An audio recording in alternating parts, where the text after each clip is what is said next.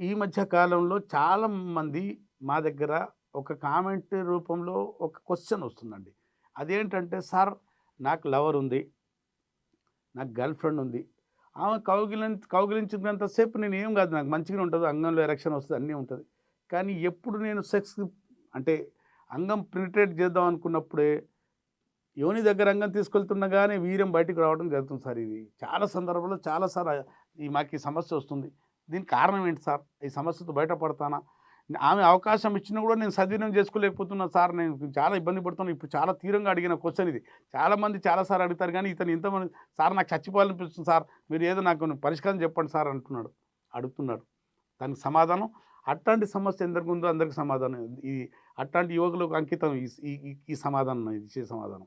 అసలు ఏంటిది? నేను నా లవర్‌తో అంటే ఫోర్ ప్లే చేసేటప్పుడు నాకు ఎలాంటి సమస్య రాదు. అంగం విస్తరిస్తుంది బాగానే ఉంటుంది. కానీ ఎప్పుడు ఆమె యోని తగలంగానే లేదా ఆమె చేయి నా అంగానికి ఇలా పట్టుకొని ఆమె ఫోర్ ప్లే చేస్తుండగానే ఆమె చేతిలో నా వీర్యం వెళ్ళిపోతుంది. లేకుంటే ఆమె వీర్యం అంటే యోని పైనే వీర్యం మొత్తం పడిపోతుంది సార్. ఇబ్బందిగా ఉంటుంది. నాకు సిగ్గుగా అనిపిస్తుంది సార్. ఆమె పెళ్లి చేసుకుందాం అనుకున్నా గానీ 2 సార్లు, 3 సార్లు ముఖం మీద చెప్పింది. "నీకు పెళ్లి చేసుకున్నా వేస్ట్ అన్నది సార్. నా జీవితం ఏం సార్?" అనే క్వెషన్‌కి నాకు ఆన్సర్ ఏంటంటే